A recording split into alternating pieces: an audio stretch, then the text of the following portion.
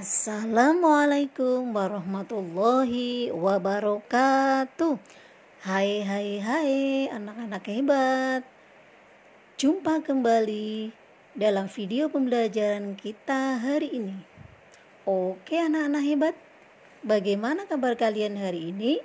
Semoga kalian selalu sehat ya, dan pastinya kalian selalu ceria dalam mengikuti pembelajaran. Meskipun pembelajaran kita masih dilaksanakan secara daring ya. Dan teruntuk ayah bunda di rumah, semoga akan selalu setia dalam mendampingi Ananda belajar di rumah. Jangan lupa untuk selalu melaksanakan protokol kesehatan dengan 3M.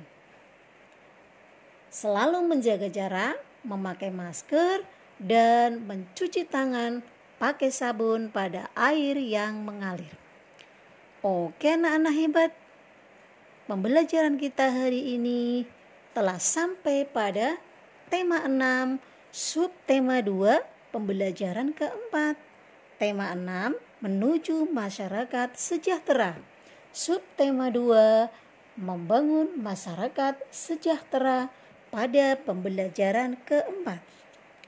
Namun sebelum pembelajaran kita mulai, terlebih dahulu mari kita berdoa bersama-sama supaya nanti pembelajaran kita akan diberi kemudahan oleh Allah Subhanahu wa taala dan tentunya akan bermanfaat untuk kita semua. Berdoa mulai.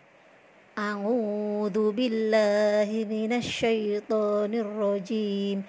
Bismillahirrahmanirrahim. Rabbi zidni ilma warzuqni fahma. Amin. Oke, terima kasih. Semoga dengan bacaan doa tadi nanti pembelajaran kita akan dipermudah oleh Allah dan pastinya akan mendapat ilmu yang bermanfaat untuk kita semua.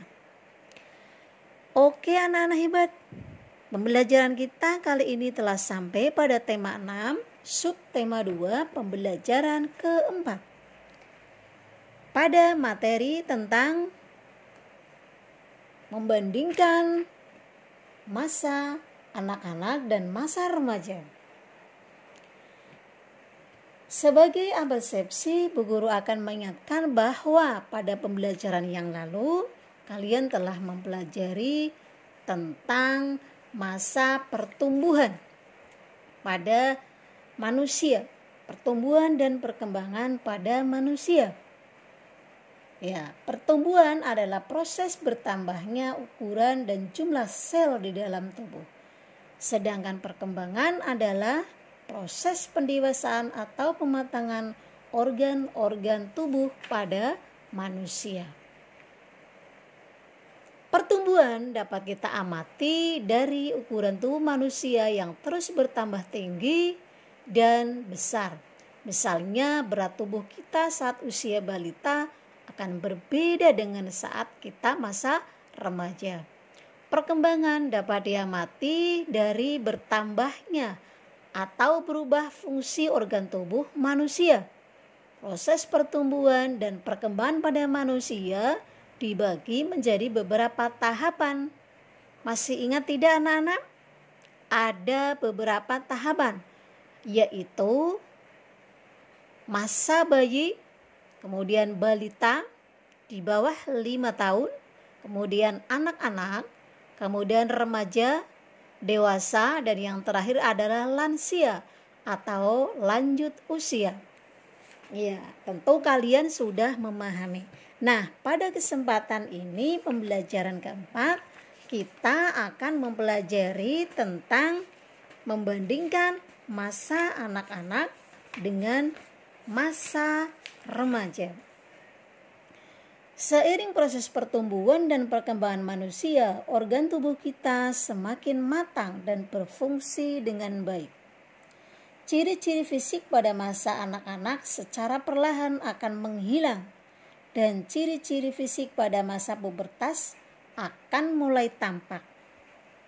Perubahan fisik dan perilaku merupakan hal yang wajar pada masa pubertas. Saat masa anak-anak, hormon yang berkaitan dengan fungsi reproduksi belum aktif, sedangkan memasuki masa remaja, hormon tersebut sudah aktif. Aktifnya hormon terkait dengan reproduksi pada masa remaja menyebabkan organ reproduksi mulai dapat berfungsi dengan baik. Sebagai contoh, pada remaja anak-anak untuk laki-laki biasanya mulai tumbuh kumis. Nah, selain perbedaan fisik, juga terdapat perbedaan pada pola pikir dan tingkah laku, antara lain pada masa anak-anak dengan masa remaja. Pada masa anak-anak kita sudah dapat melakukan pekerjaan ringan, namun masih memerlukan bantuan orang tua dalam beberapa hal. Sebagai contoh, anak-anak sudah dapat merapikan mainan dan meletakkan pakaian kotor di dalam keranjang pakaian, namun masih perlu bantuan untuk mandi atau makan. Memasuki masa remaja, biasanya kita akan lebih mandiri dalam melakukan aktivitas sehari-hari. Sebagai contoh, remaja sudah dapat mandi, sudah membersihkan kamar sendiri, dan menyiapkan peralatan sekolah sendiri. Ini maksudnya adalah mandiri. Nah, perkembangan anak-anak ke masa remaja ini juga akan mengalami perkembangan psikologi pada masa remaja. Fase remaja adalah periode kehidupan manusia yang sangat strategis, penting dan berdampak luar bagi perkembangan berikutnya. Tentu akan sangat berdampak pada psikologis remaja itu sendiri. Nah, yang akan kita bahas pada pembelajaran kita kali ini adalah ciri-ciri perkembangan atau ciri-ciri pubertas pada anak laki-laki dan anak perempuan. Pada pembelajaran kali ini nanti Bu Guru akan mengeser ya tentang ciri-ciri fisik masa pubertas pada anak laki-laki dan anak perempuan. Silahkan nanti kalian baca, kalian pahami, dicatat dengan baik ya. Ciri-ciri fisik, perubahan fisik pada masa pubertas anak laki-laki dan perempuan. Ya, nanti bisa dicatat dengan baik dan kalian bisa membuka pembelajaran kita yang sedang kita bahas ini pada buku LKS kalian. Bisa dilihat pada halaman 141 LKS tema 6 ya. Atau mungkin untuk halaman bisa berbeda dengan bukunya Bu Guru ya, karena memang buku guru dan buku siswa itu berbeda. Silahkan kalian buka untuk pembelajaran tema 6 subtema 2 pembelajaran keempat. Iya, di LKS yang kalian pegang pasti sudah ada. Oke, baik. Untuk pembelajaran kita hari ini mungkin itu saja yang perlu Bu Guru sampaikan terkait dengan masa pubertas pada anak laki-laki dan anak perempuan. Untuk ciri-ciri fisiknya di situ ada secara fisik